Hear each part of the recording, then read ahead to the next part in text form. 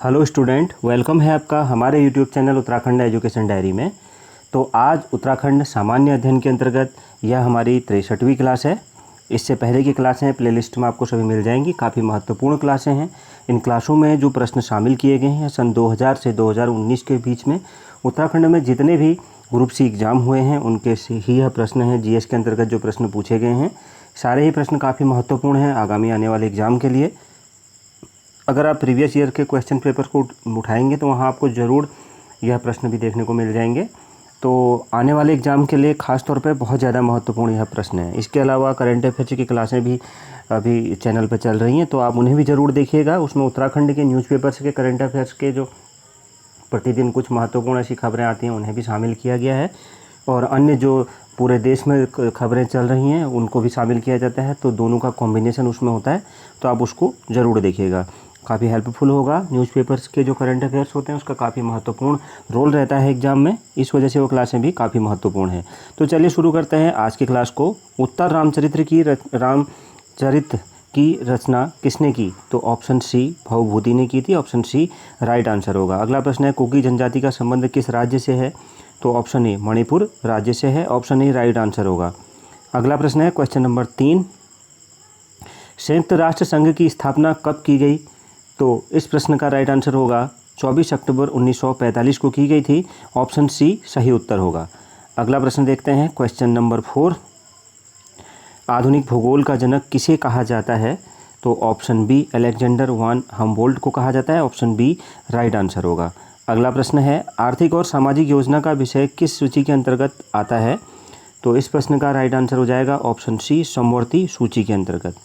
अगला प्रश्न है किस ग्रह पर सूर्य पश्चिम में उगता है? तो किस ग्रह पर सूर्य पश्चिम में उगता है? ऑप्शन डी शुक्र ग्रह पर। अगला प्रश्न है महावीर का जन्म कब हुआ था?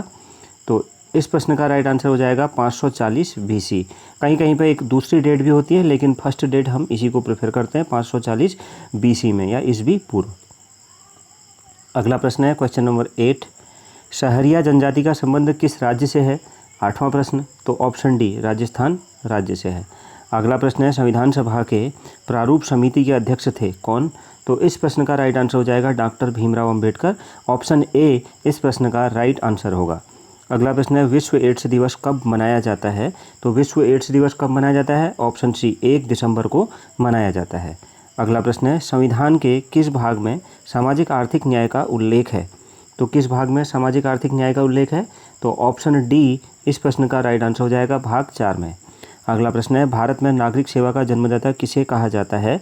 12वां प्रश्न। तो ऑप्शन ए लॉर्ड कॉर्नवालिस को कहा जाता है। ऑप्शन ए राइट आंसर होगा। अगला प्रश्न देखते हैं क्वेश्चन नंबर 13। 13वां प्रश्न जो है कुछ इस तरीके से है, माई म्यूजिक माई लाइफ पुस्तक के लेखक कौन हैं? तो option C Pandit Ravishankar. Option C right answer होगा। अगला प्रश्न है भारत में सर्वाधिक गन्ना उत्पादक राज्य कौन सा है? तो भारत में सर्वाधिक गन्ना उत्पादक राज्य कौन सा है? ऑप्शन बी उत्तर प्रदेश है। गन्ना के बारे में एक चीज़ और जान लेते हैं कि गन्ना को सबसे पहले वैदिक काल में उगाया गया था। जो हमारा वैदिक काल था, वैदिक काल में ऋग्वैदिक काल और उत्तर वैदिक काल 2 में बांटा जाता है। 1500 BC से 600 BC के समय को वैदिक काल कहा जाता है। तो वहाँ पर तो वैदिक काल में गन्ना की फसल आई थी। ध्यान रखिएगा, वैदिक काल में ईसा पूर्व 1500 वर्ष, मतलब वैदिक काल का पीरियड 1500 600 BC। तो लगभग उत्तर वैदिक काल के समय में गन्ना की फसल आई थी। तो यह भी एक महत्वपूर्ण तथ्य था। आगे देखते हैं गोपाल कृष्ण गोखले किनके राजनीतिक गुरु थे? तो इस प्रश्न का राइट आंसर क्या हो जाएगा? ऑप्शन बी महात्मा गांधी के थे। यह इनके बारे में एक चीज़ और है, गोपाल कृष्ण गोखले साधन और साध्य की पवित्रता पर विश्वास करते थे। यह भी एक इनका महत्वपूर्ण तथ्य है। अगला प्रश्न है पार्लियामेंट की जननी किसे कहा जाता है? तो पार्लियामेंट की जननी किसे कहा जाता है? ऑप्शन डी ब्रिटेन को कहा जाता है। यह यूरोपियों, मतलब इस प्रश्न का उत्तर तो ऑप्शन डी ही राइट होगा। वैसे अगर हम डिटेल में जानें तो हमारे देश में बहुत पहले से ऋग्वैदिक पीरियड से ही सभा और समिति, जो आपने पढ़ा होगा ऋग्वैदिक काल अगर आपने स्टडी करी होगी, तो वहाँ पर सभा समिति आज की लोकसभा राज्यसभा की तरह थी। तो हमारे में तब से ही यह चला आ रहा था। लेकिन हाँ, वर्तमान समय में इसका आंसर हमें ब्रिटेन ही देना होगा। पार्लियामेंट की जननी ब्रिटेन है। तो ऑप्शन डी इस प्रश्न का राइट आंसर हो जाएगा। अगला प्रश्न है पुर्तगालियों ने गोवा पर से अपना अधिकार कब समाप्त किया? तो कब किया था? ऑप्शन डी 1961 में, सबसे लास्ट में इन्हें भगाया गया था भारत से, तो ऑप्शन डी राइट आंसर हो जाएगा। अगला प्रश्न है पंचायती राज अधिनियम 18वां प्रश्न है का प्रावधान भारतीय संविधान के किस भाग में है, तो ऑप्शन बी भाग 9 में है, ऑप्शन बी राइट आंसर होगा। अगला प्रश्न है फसलों के अध्ययन को क्या कहा जाता है, तो फसलों के अध्ययन को क्या कहा जाता है, ऑप्शन ए एग्रोनॉमी कहा जाता है।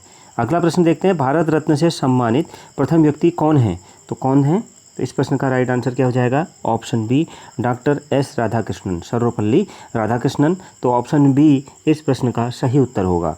अगला प्रश्न है कांची में कैलाश मंदिर का निर्माण किस शासक ने करवाया था, तो ऑप्शन ए नरसिंह वर्मन द्वितीय ने करवाया था, ऑप्शन ए राइट आंसर होगा।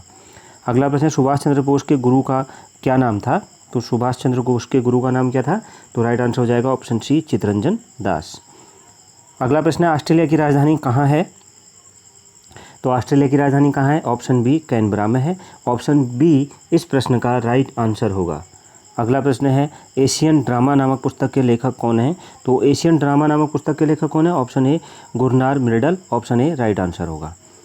25वां प्रश्न है प्रांतीय संविधान समिति का अध्यक्ष किसे बनाया गया था, तो किसे बनाया गया था, ऑप्शन डी वल्लभ भाई पटेल को बनाया गया था, सरदार वल्लभ भाई पटेल जी को बनाया गया था, ऑप्शन डी राइट आंसर होगा। अगला प्रश्न है क्वेश्चन नंबर 26 शिवाजी के गुरु का नाम क्या था, तो शिवाजी के गुरु का नाम क्या था, तो इस प्रश्न का राइट आंसर क्या हो जाएगा, ऑप्शन बी दादाजी कोंडदेव। और रामदास भी इनके गुरु थे शिवाजी के, लेकिन वो आध्यात्मिक क्षेत्र में थे, तो यहाँ पर दादाजी कोंडदेव को ही माना जाएगा। अगर आध्यात्मिक गुरु मान पूछा जाएगा तो वह होंगे। अगला प्रश्न है नागालैंड को भारतीय राज्य में कब सम्मिलित किया गया, तो नागालैंड को भारतीय राज्य में कब सम्मिलित किया गया, ऑप्शन सी 1963 में किया गया था। अगला प्रश्न है क्वेश्चन नंबर 28 किसी स्थान पर उच्च ज्वार भाटाओं में कितने समय का अंतराल होता है, तो ऑप्शन सी 12 घंटा 26 मिनट का अंतराल होता है। क्वेश्चन नंबर 29 प्रथम ओलंपिक खेल का आयोजन किस वर्ष हुआ था, तो ऑप्शन ए 776 ईस्वी पूर्व हुआ था। तो ध्यान रखिएगा 776 ईस्वी पूर्व बहुत ही महत्वपूर्ण है।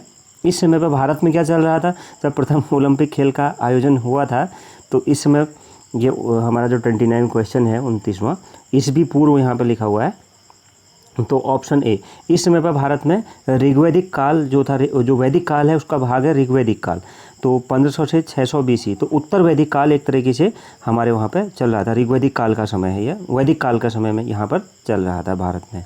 तब जनपद महाजनपद मगध साम्राज्य इस तरीके से बन रहे थे। अभी मतलब चंद्रगुप्त मौर्य नहीं आया हुआ है। चंद्रगुप्त मौर्य आप जानते होंगे 322 BC के लगभग का है, तो 776 BC का ये समय है। अगला प्रश्न है मालप्रभा परियोजना का संबंध किस राज्य से है, तो इस प्रश्न का राइट आंसर हो जाएगा ऑप्शन बी कर्नाटक से है। अगला प्रश्न है भारत में आधुनिक चित्रकला का जन्मदाता किसे कहा जाता है, तो ऑप्शन डी नंदलाल बोस जी को कहा जाता है। अगला प्रश्न है question number 32 integral coach factory Perambur किस राज्य में स्थित है, तो ऑप्शन सी तमिलनाडु राज्य में स्थित है। अगला प्रश्न है भारत का सबसे पहला तारामंडल किस राज्य में बनाया गया, तो इस प्रश्न का राइट आंसर क्या हो जाएगा, ऑप्शन बी कोलकाता में बनाया गया था। अगला प्रश्न है रूसी क्रांति का जनक किसे कहा जाता है, 34वां प्रश्न, ऑप्शन डी निकोलाई लेनिन को कहा जाता है। अगला प्रश्न है क्वेश्चन नंबर 35 रक्तचाप को मापने का यंत्र क्या कहलाता है, तो रक्तचाप को मापने का यंत्र क्या कहलाता है, ऑप्शन बी स्फिग्नोमैनोमीटर, तो ऑप्शन बी इस प्रश्न का राइट आंसर होगा। अगला प्रश्न देखते हैं भारतीय पुनर्जागरण का जनक किसे कहा जाता है, काफ़ी आसान सा प्रश्न है, ऑप्शन सी राजा राम मोहन राय जी को कहा जाता है। कई चीज़ों का इनको जनक कहा जाता है, तो राजा राम मोहन राय जी को काफ़ी महत्वपूर्ण व्यक्तित्व हैं। अगला प्रश्न है ग्रेशम का नियम किससे संबंधित है, तो ग्रेशम का नियम किससे संबंधित है, ऑप्शन ए मुद्रा के प्रचलन से संबंधित है, ऑप्शन ए राइट आंसर हो जाएगा। और आज की क्लास का आखिरी प्रश्न देखते हैं तंजौर के बृहदेश्वर मंदिर को किसने बनवाया, तो ऑप्शन बी राजराज प्रथम ने बनवाया था, ऑप्शन बी इस प्रश्न का सही उत्तर होगा। तो ये थी हमारी आज की क्लास सामान्य अध्ययन के अंतर्गत। आपका स्कोर क्या रहा इस क्लास में कमेंट बॉक्स में ज़रूर बताइएगा। मिलते हैं नेक्स्ट क्लास में। Thank you very much.